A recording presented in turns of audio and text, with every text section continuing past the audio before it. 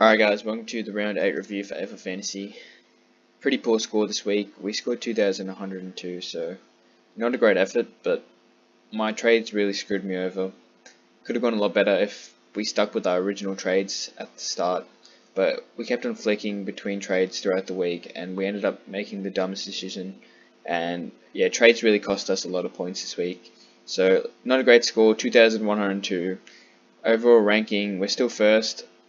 We've got like a 9-point lead between me and second, so it's anyone's game at the moment. But yeah, round 8 ranking of 4,236, which isn't too bad, but it's pretty poor, and it could have been a lot higher if we made the right decisions in terms of trades. But I'll talk about the trades we made now. Colley Dawkins in for Flynn, that was fine. We fielded Colley Dawkins and he was amazing. And then Markov for Walsh. Markov priced at 536k. We had to get some money somewhere, so we did the Flynn to Colley Dawkins trade. Enabled us to get enough cash to go bring in Sam Walsh. So we paid up 250k, 253k to lose about 20 points because Markov scored 100 and Walsh scored 85. So that's not great. We lost 20 points there and 253k by doing that trade.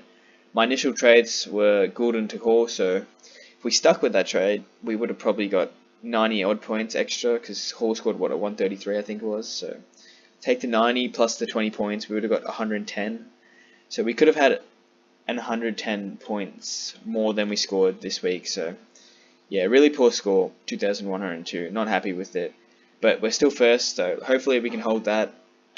And yeah, we'll see how we go this week.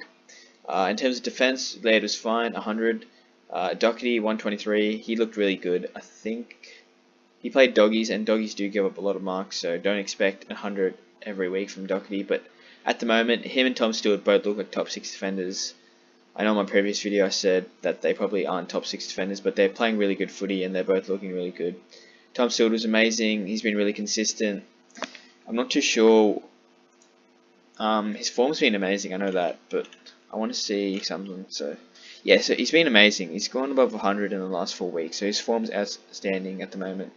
And he's only averaging 98, which is a bit surprising, but he's looking like a top 6 defender. Him along with Doherty should be top 6 defenders, so I'm happy with that. Cumming, pretty disappointed with that, but he should bounce back.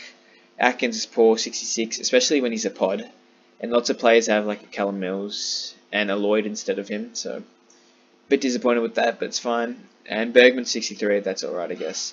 Kosicki, 39 on the bench. His cash generation will start to slow down a bit now, so a bit of a concern. And Highmore didn't get a game, which is not too great, but that's fine. Midfield, Jack McKay's captain let me down.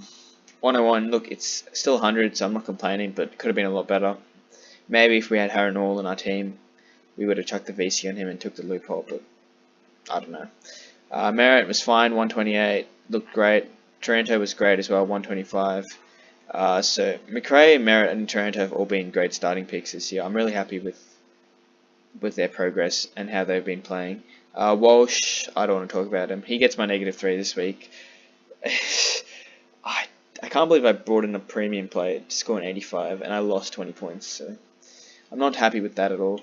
But Mitchell on the other side was pretty good, 124. We might chuck the VC on him this week. Plays North, so it should be big. Trelaw, 103, doing his thing without getting too noticed, so it's good. And Jordan and Colley Dawkins, both pretty good. Jordan was amazing. Started off the game really solid with like 10 disposals in the first quarter, and then slowed down a bit towards the end, but that's fine. Considering his time on ground was really low, I'll definitely take this score, 95. Played 70% time on ground, and he looked amazing, so I don't know why they keep on giving him such low game time, but hopefully that goes up over the next couple of weeks. Same goes with Colley Dawkins. Scored a 64 from 60% time on ground, so if he played maybe 80%, you would think he would score much better, but it's fine, I guess. Those are 2 rookies that I'm both confident in fielding, so I'll definitely take that. Midfield is solid. Sub Walsh score this week. Rucks, Grundy, Gawn did their thing. They were both solid. Gawn started off pretty slow, but he worked his way into the game, and Grundy was pretty solid throughout the game. Meek didn't get a gig, but he was selected as an emergency, so hopefully he can get a game sometime soon. That would be nice. Zeeble, I think Aaron Hall affects his scoring a bit. He takes away a lot of his disposals, so his scoring's not been as great in the last 2 weeks with Hall on the side, but he's still a top 6 forward, So he's a great player, and a 95, I'll take that. Hind, high score on my forward line this week, I'll take that. 100, really good, solid score from him. Powell, 58, I'll take it. Not great, but we can hold him for a couple more weeks. Although his price generation might start to slow down a bit with that 58, but it's fine. Warner, 64, that's not great. And Goulden, 44, that's just terrible. So we held Errol Goulden, and I'm really, really mad that we held him. We could have definitely traded him to Hall, and we would have been in a much better position if we did that. McRae didn't play. We got Farah, 68. I'll take that any day of the week. So that was that. Lazaro and Rao were alright. They're doing their thing, so that's fine. But yeah, not a great score. 2,102, like I said. In terms of trades this week, we got to start considering the buys, although I want to fix up my team. I'm not confident in Gordon at all, so we're going him to Poulter. That's probably confirmed. And then Aaron Hall, he's 50k more expensive than what I would like to get him, but I think Warren to Aaron Hall is a good trade. It pockets me a bit of cash as well. We got 122 in the bank, so if we do that, I think Aaron Hall is a top 6 defender. My only concern is whether or not he gets injured in the next couple of weeks. But him and Zeeble should be top 6 defender forwards. Yeah, we'll see how they go. They both have Hawthorn this week, so they should be fine. So that's how my team's looking like. I'm fairly confident with my team. Atkins probably will dash at a 60 this week, so he's my only player that's on my radar to leave my team soon. I'm confident with James Jordan, Colley Dawkins, Ruck's pretty confident with them. And then the top 3 forwards, I'm happy with that. Powell should be fine.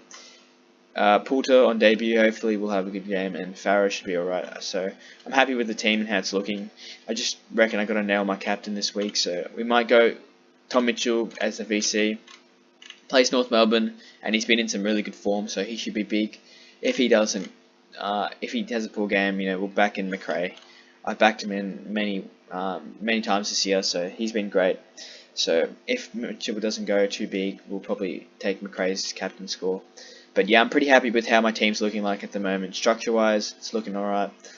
In terms of bench-wise and buys, we probably have a lot of players on that round 12 buy, which isn't great, but we can fix that in the next couple of weeks with trading at Atkins, Bergman, and stuff like that. So we can definitely fix it and balance out our buys a bit more. Bench is pretty dead. Highmore is not going to get a gig, I don't think, and Brockman either. Meek's not going to play, and McRae's not going to play. So we've got 4 players that aren't playing there. So we probably got to fix that in the next couple of weeks as well, leading into the buys, because we want a full bench. But cash generation hasn't been too bad the last couple of weeks. It's just a matter of dead rookies on the bench. But I'll definitely take this team and how it's looking like at the moment. Hopefully we have a solid week this week. We'll see how we go. If you guys have any comments about your team, comment them down below, and I'll see you guys next week.